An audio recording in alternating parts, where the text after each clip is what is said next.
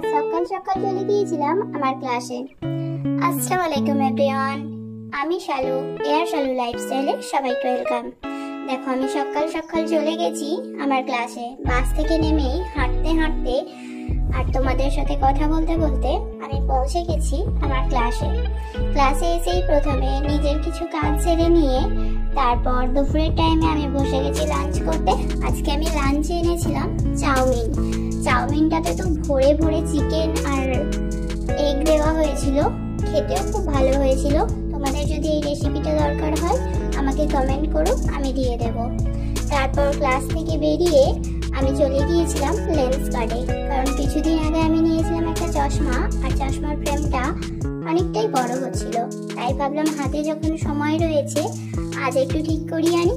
আর ওখানে যাওয়া মাত্রই ওই দাদাগুলোকে বলার পরেই ওনারা একদম পারফেক্ট ভাবে আমার ফেসের সঙ্গে অ্যাডজাস্ট করে দিয়েছে চশমাটাকে। তারপর আমি বেরিয়ে আবার বাস ধরে বাড়ি যাওয়ার উদ্দেশ্যে রওনা দিলাম। বাই আজকে।